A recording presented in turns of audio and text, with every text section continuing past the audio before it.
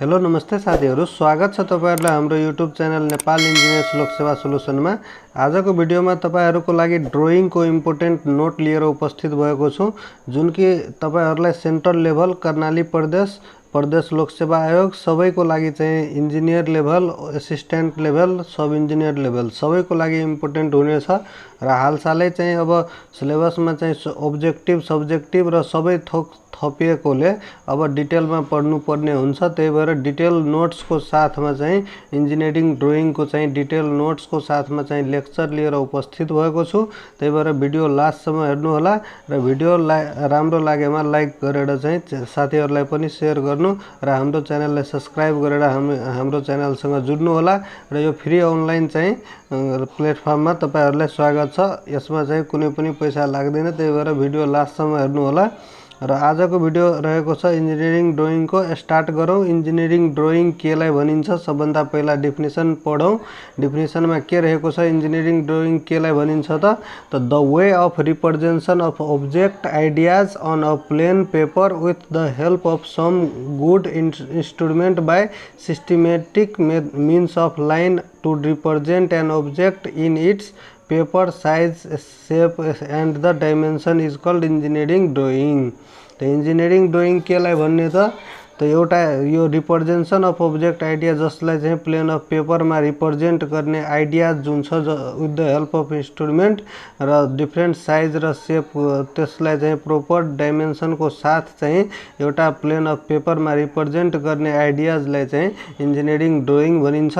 र यसको डेफिनेसन यही रहेको छ, the way of representation of object ideas on a plane of paper with the help of some good instrument by systematic means of lines represent an object in its proper shape, size and dimension is called engineering drawing.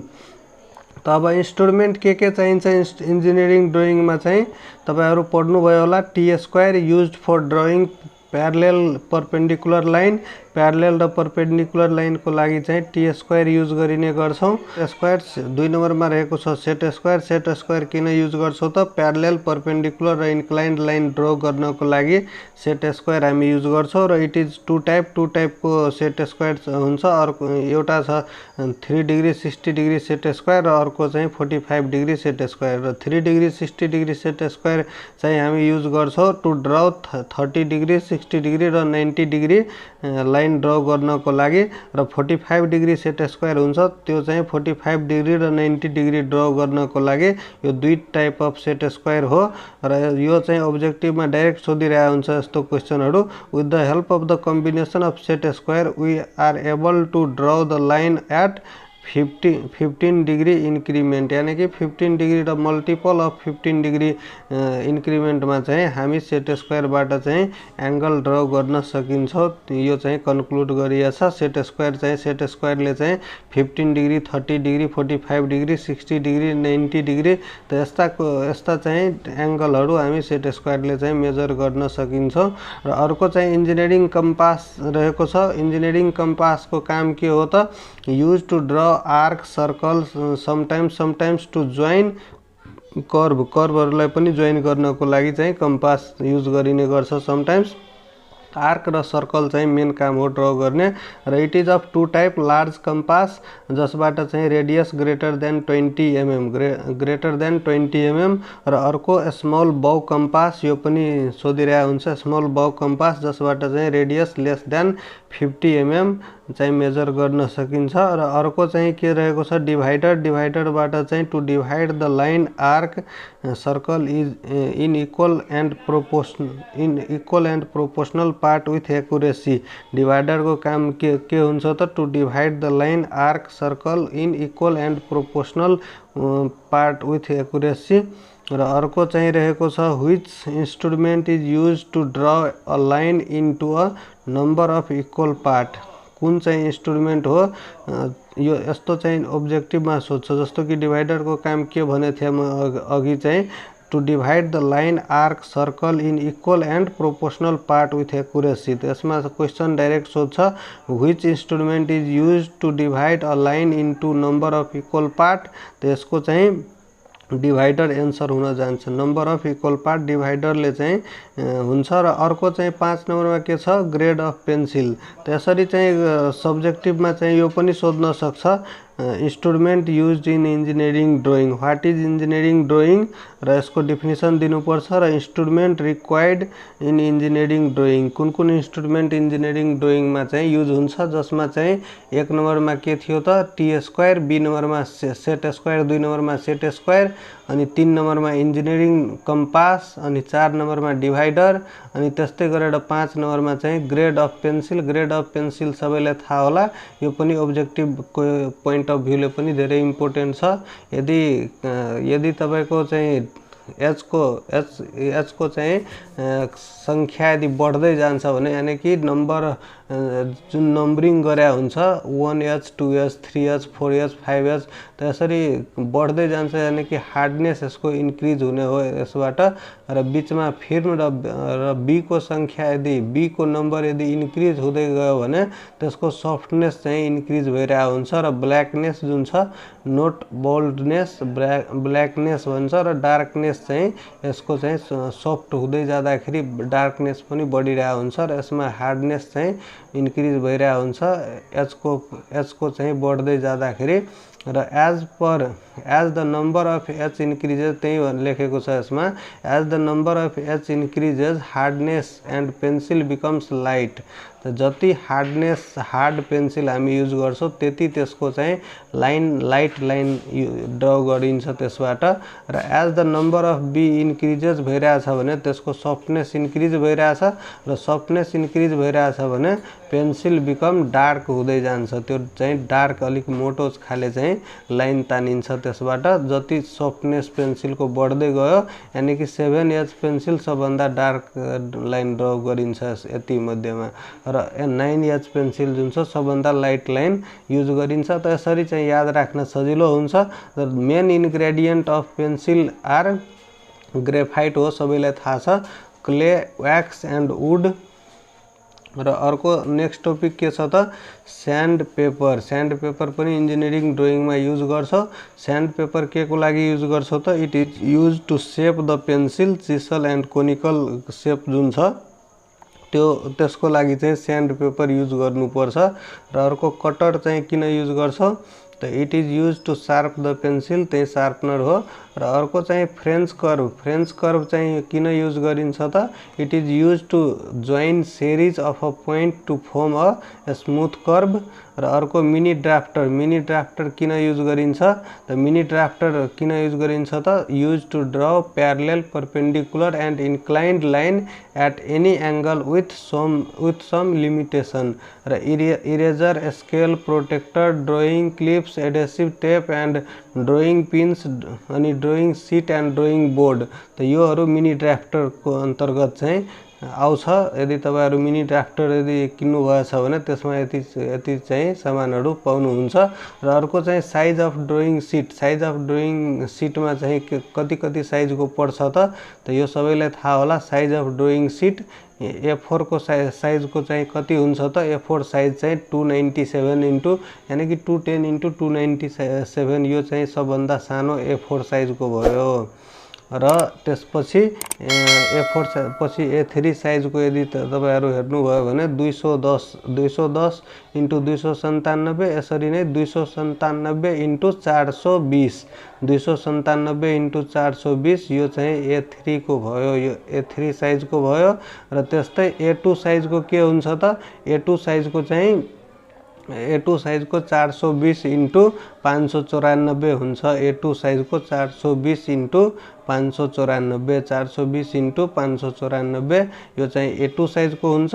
र A1 साइजको चाहिँ 594 into 841 594 into 841 यो सबभन्दा ठुलो, यानी कि यसरी हेर्दाखेरि 841 र यो 1189 यानी कि 1 मिटर स्क्वायर चाहिँ A0 साइजको एप्रोक्स 1 मिटर स्क्वायर चाहिँ हुन्छ। यो साइज अफ ड्रइङ सिट हो। यसबाट पनि ओब्जेक्टिभमा पनि क्वेसन धेरै पटक सोधिरहेको हुन्छ। लगभग जेनरली यो इन्जिनियरिङ ड्रइङबाट एउटा इम्पोर्टेन्ट टपिक अन्तर्गत नै आउँछ। र ज्योमेट्रिकल कन्स्ट्रक्सनमा के पर्छ त polygon and some special polygon यो चाहिँ पर्छ ज्योमेट्रिकल कन्स्ट्रक्सनमा। र रेगुलर फिगर जुन छ regular figure having same size of sides and same interior angle are called regular figure हो। र square and equilateral triangle are special regular figure. Square and equilateral triangle are called special regular figure हो। र अर्को चाहिँ one of the interior angle of regular figure के हुन्छ त interior angle of regular figure n-2 × 180 degree by n हुन जान्छ। र एक्सटेरियर चाहिँ कुन हुन्छ त exterior one of the interior angle of the regular figure चाहिँ यो हुन्छ। र एक्सटेरियर फिगर चाहिँ 360 डिग्री बाय n हुन्छ। यो चाहिँ n-2 × 180 डिग्री बाय n चाहिँ interior angle of regular figure हो। र एक्सटेरियर को चाहिँ 360 डिग्री बाय n हुन्छ।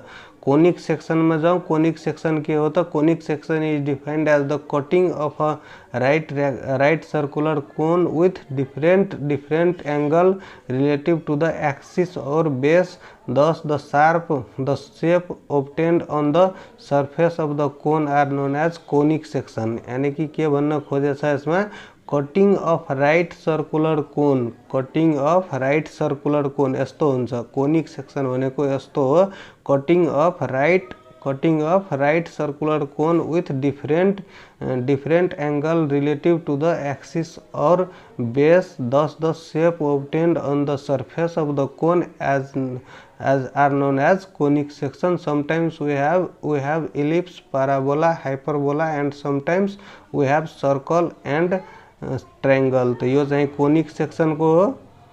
र यसमा चाहिँ एपेक्स माथि चाहिँ माथिको पोइन्टलाई चाहिँ एपेक्स भनिन्छ। र यसबाट चाहिँ हेर्दाखेरि ellipse beta is less than alpha.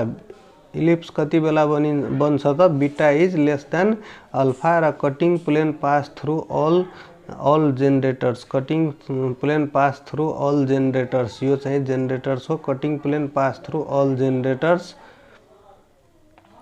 र पाराबोला भन्नाले beta is equal to alpha हुनुपर्छ। Beta is equal to alpha भएपछि यो पाराबोला सेप आउँछ यसको। र सीपी प्यारलेल टू जी हुन जान्छ। र हाइपरबोला भनेको beta is greater than alpha हुनुपर्छ। Beta is greater than alpha.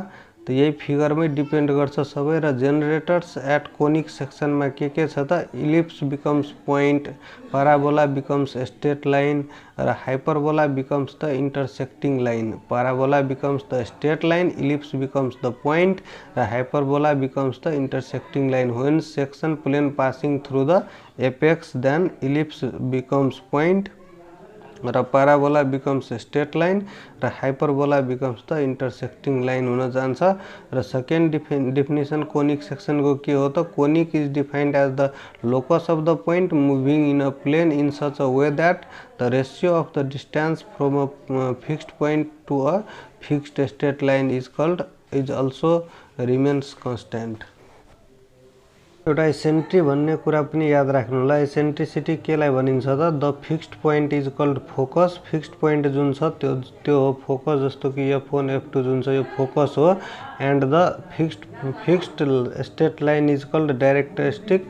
जुन फिक्स्ड स्ट्रेट लाइन हो त्यो चाहिँ directrix. And the ratio of the focus and the directrix, ratio of the focus and directrix is called eccentricity हुन्छ। यदि e is the distance from the focus of the distance from the directrix देखि focus सम्म को डिस्टेंसलाई चाहिँ ई eccentricity भनिन्छ। र eccentricity को term में कसरी डिफाइन गर्न सकिन्छ त यदि ई लेस देन 1 छ भने इलिप्स हुन्छ। इलिप्स को केस में less than eccentricity is less then 1। र पाराबोला को केस में ई इज इक्वल टू 1 र हाइपरबोला के केस में चाहिँ E is greater then 1। Greater than 1 एक भन्दा बढी छ भने त्यो hyperbola. The common is E is always constant. E is always constant यो चाहिँ इलिप्स र पाराबोला र हाइपरबोला छुट्याउने एउटा फ्याक्टर बन्न सक्छ र यसरी तपाईहरु याद गर्न सक्नुहुन्छ किनकि यो ऑब्जेक्टिभमा पनि यसरी सोध्न सक्छ। ऑब्जेक्टिभमा इसेन्ट्रिसिटी दिएर पनि सोध्न सक्छ। When section plane is parallel to the axis then hyperbola is called rectangular hyperbola. र स्पेशल कर्वहरु कुन कुन छ यो हामी नेक्स्ट लेक्चरमा पढ्छौं। भिडियो यदि राम्रो लाग्यो भने नेक्स्ट लेक्चरमा चाहिँ स्पेशल कर्व्स, प्लेन कर्व्स अनि त्यसपछि प्लेन कर्व्स र स्पेस कर्व्स अन्तर्गत जे पर्छ त्यसको बारेमा र खासमा चाहिँ इम्पोर्टेन्ट टपिकहरु हामी अब डिस्क्राइब गर्छौं जस्तो कि भयो प्रोजेक्सनहरुबाट चाहिँ important topic first angle projection, third angle projection, त्यसको डिफरेन्स, त्यसको बारेमा हामी बढी फोकस गर्छौं। यो भन्दा पनि बेटर म अब के गर्छु भन्दाखेरि जुन चाहिँ नयाँ टपिक छ जुन चाहिँ इम्पोर्टेन्ट छ एक्जाम पोइन्ट अफ भ्यूले अब देखि चाहिँ सेकेन्ड लेक्चर देखि त्यो मात्रै डिस्कस गर्छौं किनकि टपिकहरु धेरै छ, धेरैवटा च्याप्टरहरु छ। त्यही भएर इम्पोर्टेन्ट चाहिँ सबै च्याप्टरबाट डिस्कस गरौं, त्यही इम्पोर्टेन्ट राम्रो हुन्छ किनकि अब चाहिँ क्वेशनहरु यतिकै गर्न थाल्दा धेरै पेजको बन्न सक्छ। जस्तो कि फर्स्ट एंगल र थर्ड एंगल प्रोजेक्सनको चाहिँ इम्पोर्टेन्ट क्वेशन हुन्छ त्यसरी चाहिँ यो 5 मार्कमा पनि सोध्न सक्छ। त्यसरी चाहिँ हामी एक्जाम पोइन्ट अफ भ्यूले पढ्ने छौं। अब सबै च्याप्टरको बारेमा ह्यान्ड रिटन नोट्स यसरी चाहिँ डिस्क्राइब हुन्छ। हाम्रो च्यानललाई सब्स्क्राइब गर्नु र त्यसपछि चाहिँ हामी के गर्छौं नयाँ टपिकहरुबाट इम्पोर्टेन्ट क्वेशनहरु अब कर्णाली प्रदेश र संघको लागि चाहिँ डिस्कस गर्ने छौं। धन्यवाद।